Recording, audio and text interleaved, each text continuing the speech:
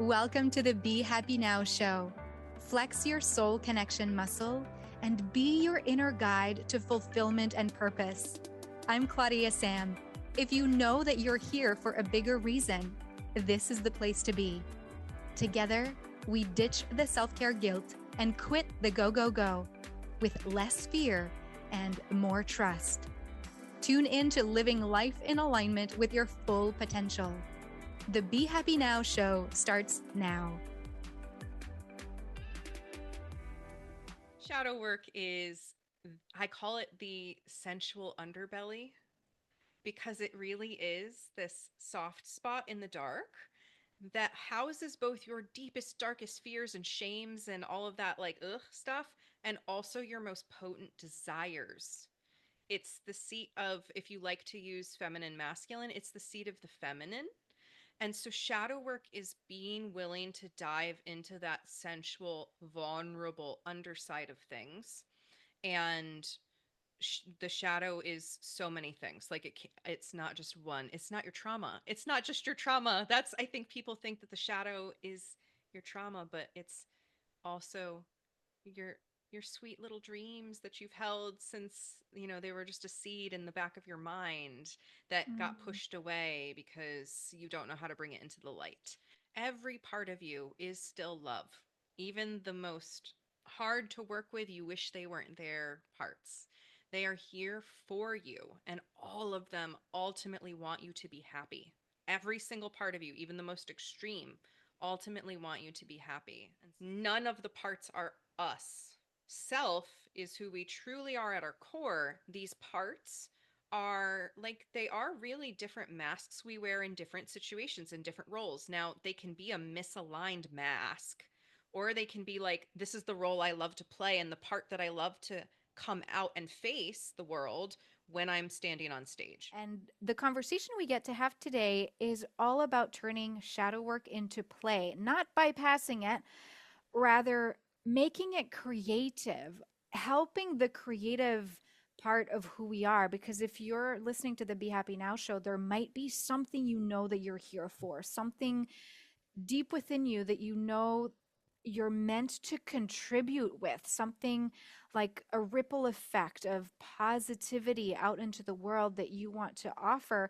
And you might have a book that you want to write, or more recipes you want to try and make your own, or paint, or create a program, or change careers, build your own business. And so there might be that creativity that's kind of lying dormant within, and you might feel like life and the have tos and the obligations might have steered you away from play. So, in this conversation, we're going to discuss turning shadow work into play without unleashing the tsunami of emotions, without dismissing also any part of you that wants to say, hey, I'm so excited to have one of my friends, colleagues, clients, all the above on the Be Happy Now show today. Safrianna, say hi. Hi, everyone. Okay, I'm going to start by saying that Safrianna is one of these authors that tells stories so fluidly, and I think she has a really true gift in writing. She's not just an author, but I did want to say that she got me into fiction books, okay? Her book, Bumblebees and White Balloons, is a beautiful novel about navigating grief and growth. Also about like navigating life when it feels like at first you don't fully belong in your body or in societal heteronormative pressure. And I really got like a soft heart for the characters of the book. And so anywhere you buy your books, go get White Balloons, Bumblebees and White Balloons. And I'm going to introduce Safriana now, who is also a trained trauma therapist who has a little bit of unicorn magic, hence the amazing glasses. A wish, a dream has transformed her into the queer spirit guide, also host of the Shadow Side podcast. She's an international best-selling author, speaker, CEO of Living Luna, which we'll talk about today, and we'll invite you to her free moon ceremonies as well. She's a transformational mentor, the visionary leader behind Living Luna, a brand that's committed to uplifting others through education, community, wellness services. And she's really dedicated to fostering collective joy, compassion, and curiosity within. Welcome, Safrianna, to the Be Happy Now show. Thank you so much. It's a delight to be here. What else might make you human? Something that others can relate to apart from the beautiful titles we said you embody. I know there's a lot of titles, and at the end of the day, I'm just a nerdy human with a lot of cat companions and a druid and nature lover. And I am the world's most multi passionate creative, which is why I have so many titles and things that I do. But ultimately, if I'm not creating content, I'm probably playing a video game or I'm playing a board game with my poly crew. So, yeah. Fun. Thank you. And I know Absolutely. you have a lot of experience in tuning into your own shadow, doing your own shadow work, and also helping your clients navigate that. And I'd love for you to tell us, Safriana, about the parts work that you do in merging kind of therapy and coaching together and how that comes into play. And before we go there, I'd love for us to have a quick conversation about the distinction between counseling, therapy, psychotherapy, and coaching. Could you tell us a little bit about your view of the difference between both, please? Sure. Yeah. So, first and foremost, therapy is a medical service. It is a medical service. It is something that you have to have a diagnosis to go be treated. That's ultimately what therapy by definition is. Coaching is not a medical service. You could work with a coach who specifically works with your diagnosis that you've gotten from somewhere else to work around that issue, like there are ADHD coaches, for example, but it's not a medical service. It's not trying to treat, it's trying to help you be more coached or guided through the process of maybe living with that thing, or working towards a goal. It's not going to be trying to over time heal or treat what society would call an illness, right? Usually people go to therapy because they are diagnosed with what we society calls a mental illness. Now, I have big feelings about all of this. I don't like it. So I also want to throw that out there. But yeah, the big overarching difference is medical service versus not. And therapy is a one-sided relationship in a way because your therapist is not your friend. Your therapist is not somebody you can DM on Facebook or Voxer. Your coach, on the other hand, you very well might have a more bi-directional relationship that might look closer to something like a collaborative friendship, or it might have these nuances or other distinctions, like you and I, right? We've worked together before. You have been my coach. If I had been your therapist, we wouldn't be having this conversation because we would only be able to have that one kind of relationship. So that's the biggest thing that I see as the differences is how we're able to work with our clients, because I am both. So as a therapist, I only get to see my client for their hour during the week. There's no back and forth. With my coaching people, there's back and forth. There's follow-up emails. There's, ooh, send me that project you're working on and I'll give you feedback at our next session. Like there's more back and forth, and both work. Yeah. They have different Thank you. purposes. Okay, can we explore then the medical treatment part of therapy? Would you say, is it fair to explain it also in therapy will focus perhaps more on the past and digging in the past of someone's story and family and habits versus coaching would take the right now circumstance or situation and help the client define what it is that they want instead and helping them work towards that? Would you, what would you have to say about that?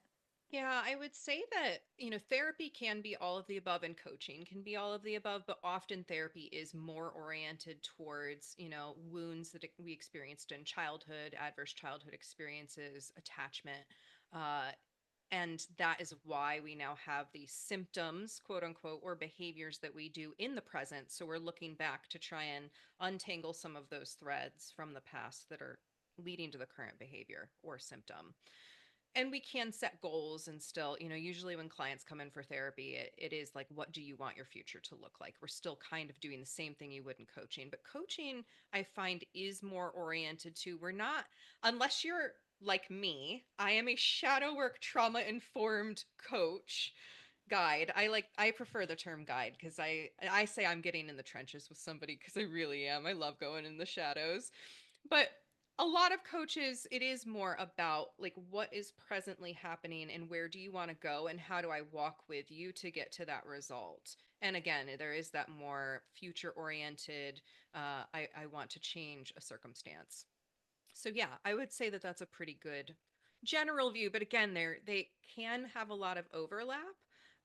But the trauma piece is where the coaching world has to be more careful because there's not as much training typically Yeah, in the coaching world to work with the trauma piece.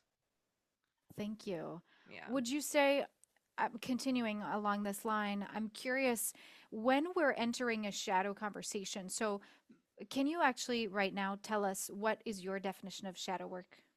Yeah. It's a little messy. To me, shadow work is, I call it the sensual underbelly because it really is this soft spot in the dark that houses both your deepest, darkest fears and shames and all of that, like, ugh stuff, and also your most potent desires. It's the seat of, if you like to use feminine, masculine, it's the seat of the feminine. And so, shadow work is being willing to dive into that sensual, vulnerable underside of things. And the shadow is so many things. Like it's not just one. It's not your trauma. It's not just your trauma. That's, I think people think that the shadow is your trauma, but it's also your your sweet little dreams that you've held since, they were just a seed in the back of your mind that got Mm, pushed away because you don't know how to bring it into the light.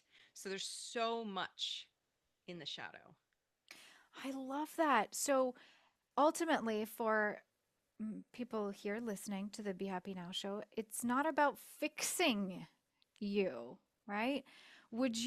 How do you relate to that term? Something to fix, a problem to fix, or whether in therapy or in coaching, how do you approach that? Yeah, I'm not a fan because it implies the idea that we're broken, but we're Mhm. really more just misaligned. And it's more of a process of coming back into alignment with ourselves, our soul, our whole beingness, our body, our mind, our emotions, our soul, and getting it all in alignment. Um, we don't need to be fixed. We just need to find the selfhood that's hidden underneath the layers, right? We're going to talk about parts are often what's covering up the self, but we also can't be in self 24/7 because that would be boring as hell. Nobody wants to be this zen, calm, compassionate, courageous, connected, creative 24/7 like But calm being. Yeah, that's yeah. impossible while we're here, first of all, and it would be really boring. We want to be in harmony and alignment with those parts, though, so that they're not running the show, but they're allies. And when we bypass the shadows, when we're like, I don't want to look in my shadow, we are literally cutting off all of the parts that are trying to tell us, like, hey, we could reorient over here because this is out of alignment. And the parts that are like, I really want to be an astronaut when I grow up. And I I want it to happen so bad, right? That can either then get shoved into the corner or we go to aeronautical school, right? Like we get to Yes. choose only if we can see that that shadow is there, Mm. wanting to be brought to the light.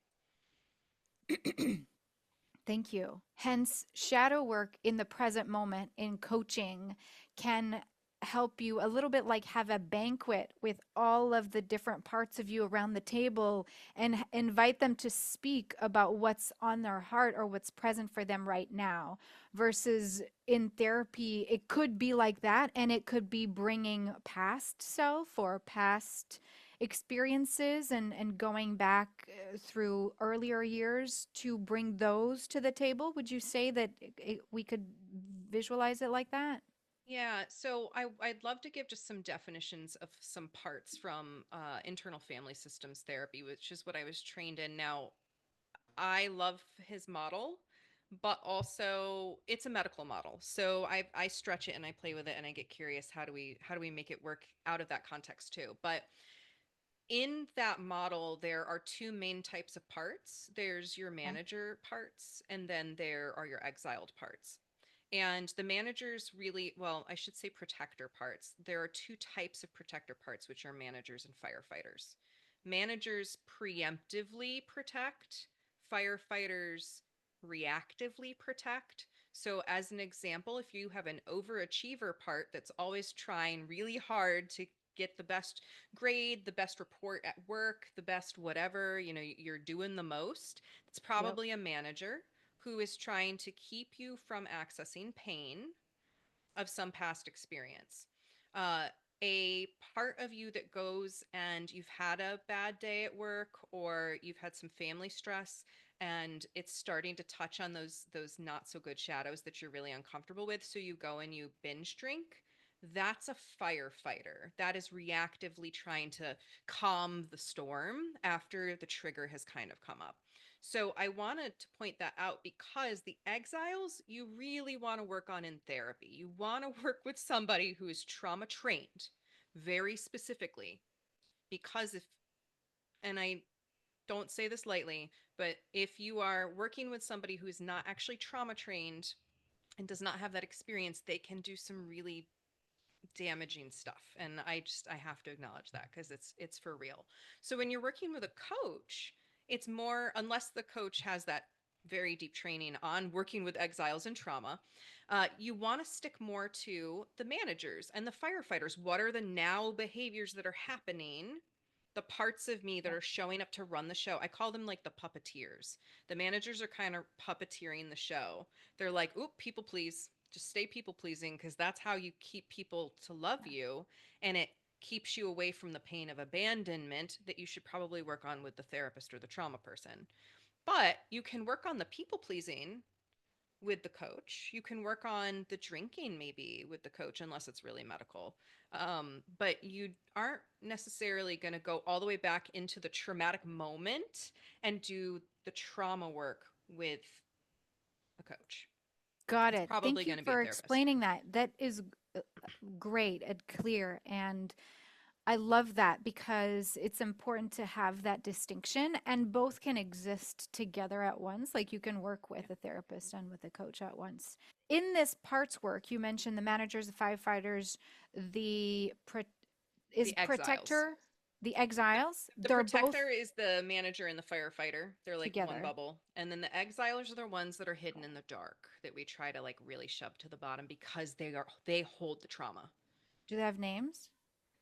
The They can. So the exile literally could be, most exiles are childlike parts. They're very vulnerable. They are our fear, our shame, our, that experience of abuse that we had that is continuing to play out in our heads, where we're worried it's going to happen again. So we're people pleasing, or we're drinking, or we're doing the managerial or the firefighting things to try and keep ourselves away from those really painful experiences. So, yeah, the exiles, when I'm working with clients, I often name the exile after the incident. Whereas managers and firefighters, I often give silly names, Okay. because there's a little bit of a difference in how I work with them, because I have an activity I'd be happy to share today that you can do with a coach or on your own to work with those manager mostly the managers. The firefighters, again, they're a little bit more reactive, so it really depends on your level of like self-awareness, because some people, if they're looking at how they maladaptively cope, that's going to spark the shame and that's going to drag them in, and that's not going to be a good fit. But if it's more like, Okay, every single day I have this behavior of people pleasing. It's clearly not letting me have good boundaries. I want to work with that part. That would absolutely Yes. be like a starting point that you can go into. Yes. And so the people pleaser there who doesn't set great empowered boundaries, we don't have to name her a manager or firefighter. We could name her Betty or Yes. Betsy or Yep. Yeah, so like Sully or I've worked whatever. with some manager parts. I had an overachiever for a very long time that I worked with. And I named her Overachieving Olga. And the image of her that I have is like a woman sitting at a desk with the glasses on and like stacks of paper in front of her. Her hair is disheveled. Her outfit looks like it's worn through because she's just been working, working, working. Can you see? I'm already telling a story about her, and you can And picture her. your body language too, like you're frowning and you're clenching up a little bit.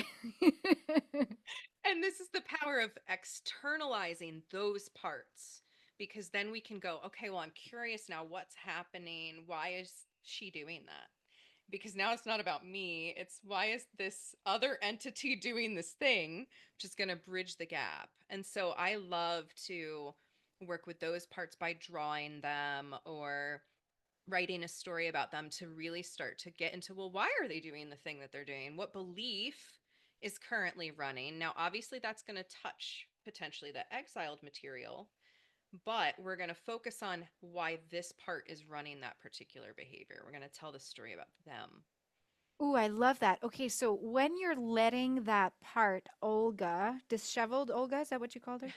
Overachieving Olga. Overachiever and overachieving Olga. I have an overachieving Olga. Jeez.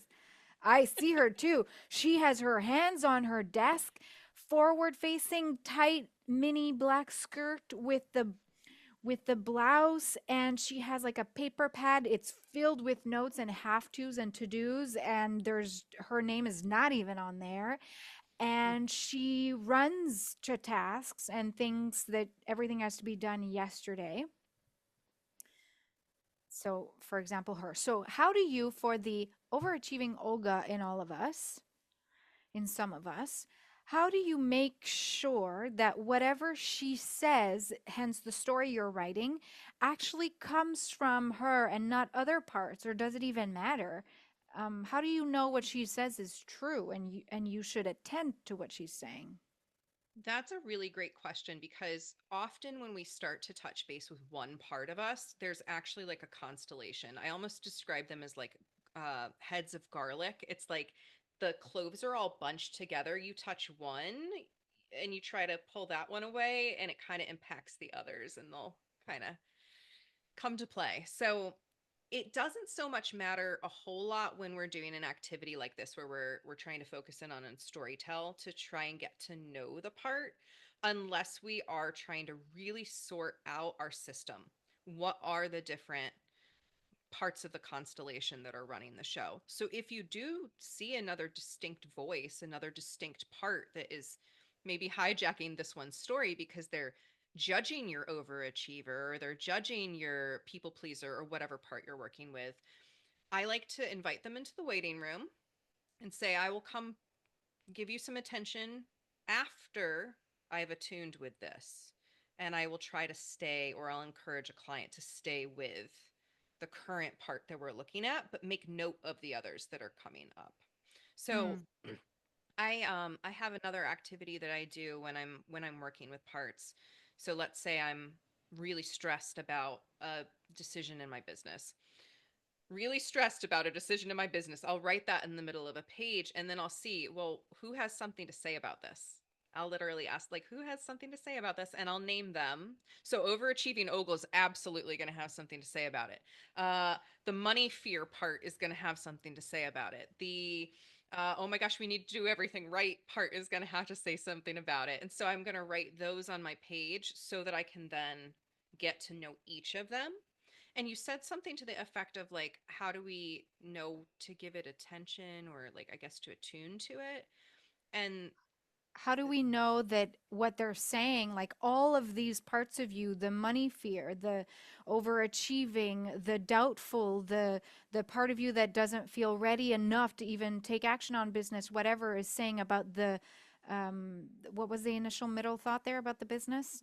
uh, Pivoting something in the business or like changing something, Changing be something, not ready, stressed about something, stressed about. Yeah. stressed about something. So how do we know to which of these thoughts about I'm stressed about the business should we give way to, should we actually Mm, attend to? Because I'm sure it it might be great to attend to the doubtful one. Oh, you're not ready, like the one who says you're not, it's because you're stressed because you're not even ready to take your business to the next level, or mm. whatever she says, versus the confident you who might be inviting you to calm down. Like, which one? How do we know which one to listen to first?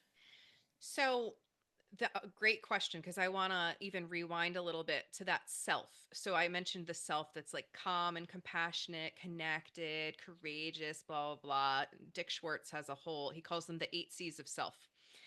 So we want to access as much of that energy as we possibly can before we connect with these parts. So we want to try and access compassion. We want to try and access calm and curiosity before we go in, because none of the parts are us. Self is who we truly are at our core. These parts are like, they are really different masks we wear in different situations and different roles. Now, they can be a misaligned mask, or they can be like, this is the role I love to play and the part that I love to come out and face the world when I'm standing on stage versus when I'm writing my book versus when I'm talking with friends, right? We're going to have these different parts. Again, we're not going to be these little Zen Buddhist masters all the time, perfectly calm. So No? when we're getting to, seriously, would be so boring. So when it comes to what part do I pay attention to first?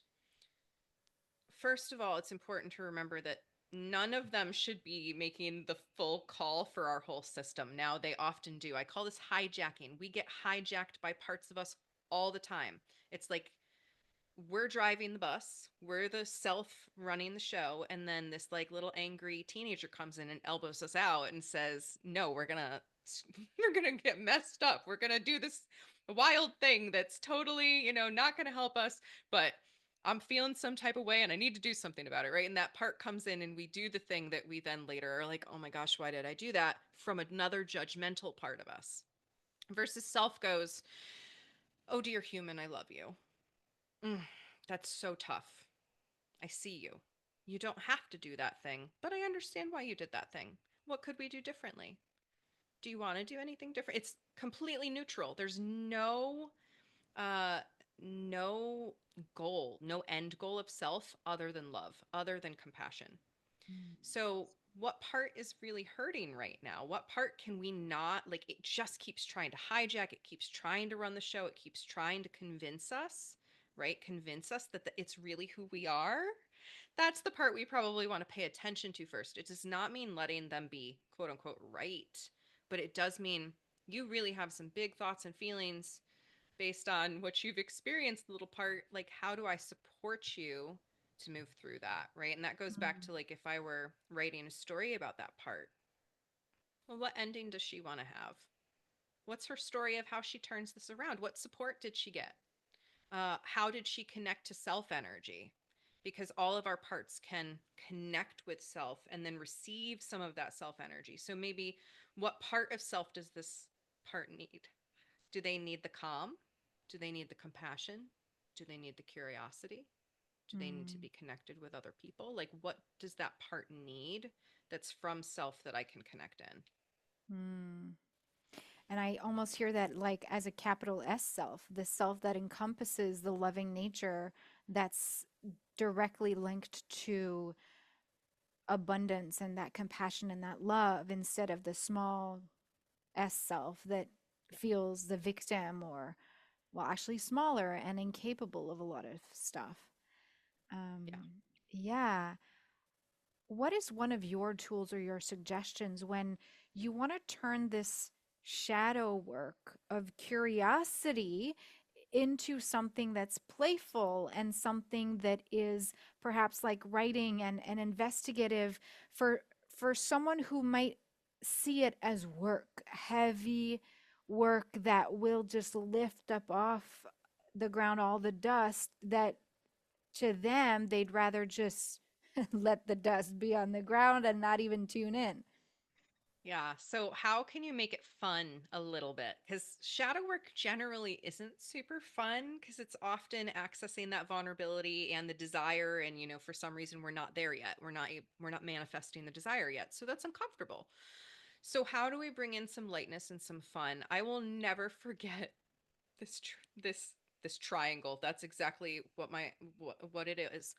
A client cut out a little piece of triangle paper and put little googly eyes on it, little arms. So it was literally this little 3D guy.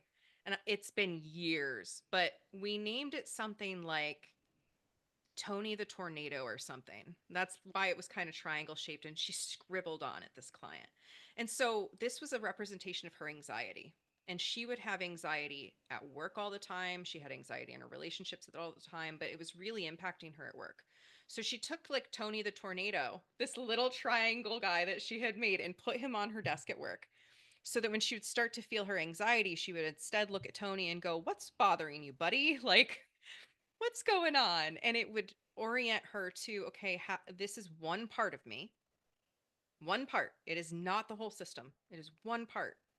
What does this one part need? And that's why I'm like, yes, focus on one at a time and get tender with them.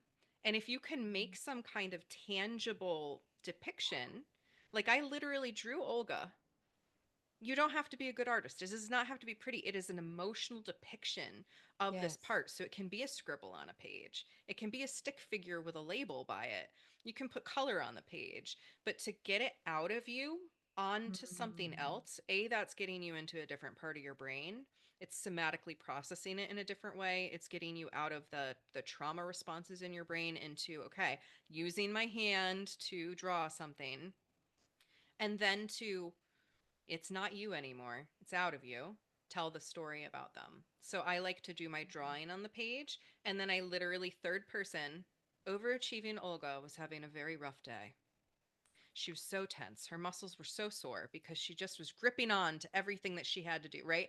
And by telling the story, and externalizing it, you are going to feel more compassionate towards that because you're Mm. instantaneously going to be able to go, oh, well, if this was a friend going through this, how would I respond differently, right? That was Tony the Tornado, is like, this was now her friend who was so anxious. And he's just a silly little guy on her desk who's so anxious. And she feels that in her body and she orients to that and goes, okay, I'm clearly very anxious. Let me talk to Tony and see what's going on. So I know some people go, this sounds like totally crazy. Like, do you have split personality? No, we all have many parts of us. And to prove it, I love to ask the question, what do you want for dinner? And people will go, pizza would be good. Ooh, but maybe Chinese. A part of me is thinking Chinese. And they'll language it. Like, part of me is thinking this, part of me is thinking that. So allow yourself to see that not every part of you is feeling that chaotic thing. Not every part of you is the overachiever or the people pleaser. So, if again, you can get it out of you, draw it, put it in color, sound, maybe you dress up as the part and you do a selfie and then you tell a story, right? Like, how can you have fun with this? Yes, it brings so much more lightness. And I read this, I forget where, but I tried it where whenever you want to cry, laugh. Mm. Just try it to see the response. And I tried it in the middle of the night when I stubbed my shin on the corner of the bed. And I was half asleep and I wanted to cry because it hurt. I really banged into it. But then I remembered that in the middle of the night and I started to laugh. And it turned the whole thing. It didn't make my leg scratchless. Like I had a scratch, it was bleeding actually, but the whole experience was actually more playful and joyful and fun And so perhaps it's a little bit like that when we can create these characters and talk about them like they are not us, they're outside of us, and we can laugh about it. Not like judge ourselves and judge Hmm. these parts, but laugh it off. It sounds really light. Thank you for sharing that. Yeah. And then bring them back in, right? Again, what do they need? Tell that end of the story and then allow that to happen in your own experience. Go be Mm. the support that that part of you needs because only you can do that. Right. Only you can support yourself. You And can go out and ask for support. you can't attend to all the parts at the same time. Or you would Very have a correct. buffet of different meals to eat from, and then you wouldn't finish any of it. So, You'd get no. It is very important to understand that you have hundreds, if not thousands, of different parts within you, most of which are only accessed in very certain circumstances. But some, I'd say a dozen or so, that are what I call your head honchos who are normally running the show. And that's where you get to start, right? Especially if you are working with a coach, you're not looking to go into the trauma piece or the historical piece right now, like looking at who are my head honchos that run the show that I know aren't really me because they don't have that self energy sourced in, right? Like you can have a very accomplished part that loves work and throws themselves into work that's not doing it from that overachieving place. So it's just about reharmonizing them with the system so that they can do what they really want to do and what lights those parts up to do so that your whole system feels that lightness. mm, it's almost like a, what are they called? The maestro The in conductors? the conductors Yeah. in the orchestras. They are in charge of which instrument goes how loud and plays what note and what comes together. So it's almost like that playful, embodied, confident, empowered self gets to decide which part has a say right now, which part gets attention now, how can they all contribute together. It just, that's the vision I got, and it was Yeah. quite musically amusing in my mind. Safriana, tell us, what part might we discover or speak to or sit with in your moon ceremonies that you host? Yeah, the part that is longing to connect with the spirit, to the part of you that knows you are more than human, that you're divine, that there is this something elseness, that's the part we get to drop into because the moon ceremonies are really about dropping into our heart space and opening a portal within to another world within us where we can go connect with our guides and with other parts of ourselves, and it is about like being spiritually sourced within ourselves. So it's that part that's longing for that deeper inner connection because that the way I run these, it really is about you connecting with you. It's not about connecting in community because it's a community, but it's not a live community, as in everybody is watching from their own space, but they don't have camera or mic on, so you can be screaming in your space. You can, and I encourage like people to be embodied in whatever is, so it's whatever part needs to show up because you don't have to worry about how anyone else is responding, so Mm, you get to do your own thing and be held in that container of energy at the same time. I love that. Yeah. So, if you want to sign up to one of Safriana's free moon ceremonies, go to livinglunas.com/moon and you'll get reminders. You can also follow Safriana on YouTube, and that's where the circles are hosted and streamed. That's also where you have the Shadow Side podcast. Correct. And so you go to youtube.com/ at living Luna, Luna in all caps, Luna. I'll have all the links in the show notes. Is there anything on your heart, Safriana, that you'd like to share as a closing note when we are about to close in on our conversation today? Yeah, just every part of you is still love. Even the most hard to work with, you wish they weren't there parts. They are here for you, and all of them ultimately want you to be happy. Every single part of you, even the most extreme, ultimately want you to be happy. And so when you can accept that and be compassionate towards the sometimes misaligned ways they're trying to make you happy, it can make it a lot easier to understand and give yourself the benefit of the doubt that you really do have your highest intention at heart. But it takes Mm, work and it takes tenderness and it takes compassion. yeah. Oh, that's beautiful. Thank you.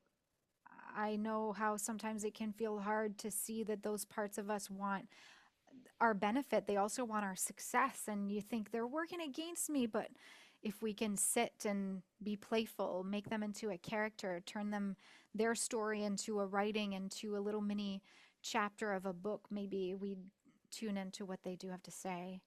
Yes. Mm. Would you like to end with reading us one of your poems from one of your latest books? As long as it's okay that it's only minorly inspirational at the end, because it's a little bit of a doozy, because it's a shadow work poem. We good with that? Go for it. So this is Wait, tell us the book. Yes. yes. So this is from a woman's work, and it's from arc one. The poetry book is written over three arcs, and the first two are really dealing with trauma and disempowerment and trying to find the self, whereas the third is the reclamation. So it does have a happy ending, I swear. But this poem is called Curated Wounds, and it's about parts of us that get damaged as we grow. So the creative part of me, never allowed to create in her image, never given the love, care, and attention she needed to shine. The little starving girl drawing with dried up cracked crayons. The wide eyed, aspiring author holding her first book in a fluorescent hallway, fidgeting with the spiral binding. The feeling in her chest, the first moment her mother was proud of her words and took notice of her true voice. A story about sisters, sun and moon, and early cosmic connection. Perhaps the only time Mother really saw her brilliant mission before she swallowed it back down. A conspiracy followed about how her creativity was stolen, her own creations still worthless unless it could make her rich and famous. I see this girl's passion for art and expression fading away as every adult, aside from the ones grooming her for silence and complacency, began to critique her style, force feeding her beliefs that her work was not valuable enough unless it conformed to certain conventions. This girl, developing into a woman far too early, found inspiration in the travesties in her own life. Stories of parricides, fleeing universes of pain, escapism, alienness, longing for love, trying to make sense of why everything happened the way it did. I see her, falling on her knees, despair prevailing when once again her art is rejected, not because she lacked the words to describe the epic proportions of emotion packed into every paint stroke, but because it is never enough. She cannot please someone who is never pleased with themselves. She cannot convince the authorities who have already decided she is a disgrace. These creative wounds from younger years become tangled, piercing through self esteem, flickering into her first and last D on a college paper, earned for expressing the joy of symbolism she loved writing about so much. Papers were the only way for her to showcase her voice, the only way people would consider what she had to say. Every creative wound a knife, every moment after this a slow abandonment, a conceding to the powers that be, conformity. Nothing to sustain her, her talents shrivel up, worms left on the sidewalk baking in the sun. Why does no one see them suffering and move them to a cool pool of water somewhere else? Why does no one else see the starving artist and say, you do not have to starve? Let your creativity feed you. Let it be the flame that fuels you, the thing that moves you in and out of awareness, in and out of shadow and light, in and out of your potential. You are unfolding, you're awakening. Let creativity move through you, become you. The entirety of her life has been a sorrowful poem, death by 1,000 paper cuts, but she no longer needs to bleed for her art. I see her. I am her, this girl grown into a woman, long questioning why. Why do we crush innovation, drown dreams? Why would we let anyone starve? These questions have no answer, only a probable solution to create rather than destroy, to live at last within the expanse of love, igniting our imaginations. Wow. Thank you. Thank you. Thank you for letting me share. And while you were reading, we have been blessed by the presence of a fantail New Zealand bird. And their tail opens up and it's white and gray. And so their tail goes like this. And so eh, the bird was fluttering around. It's there. We can't fully see him, but maybe he'll, yeah, you kind of. I was literally reading and I could see in my peripheral, it looked like a mouse cursor going across the screen. I'm like, I Yeah. wonder what's happening, but I'm not going to look. Yeah, I Yeah. see him. Well, he or she, they are showing up in our field. So flying with curiosity, not letting ourselves be bound by the limitations of our disempowered mind, and helping all parts of us creatively expand. Mm. Thank you, Safrianna, for your presence, for your heart, for your wisdom. I'm so grateful to have you here. And everyone, reach out to Safrianna, find her on Instagram, a Queer Spirit Guide, and the links will also be in the show notes so you can join her free moon ceremonies at livinglunas.com/moon. Have a great rest of your day and many blessings. Thank you. You've been listening to the Be Happy Now show with me, Claudia-Sam. Flex your soul connection muscle and be your inner guide to fulfillment and purpose. You are worthy of being you and of connecting to what stops you from living the life you are meant to live. Access more soul connection coaching at claudiasamcoaching.com.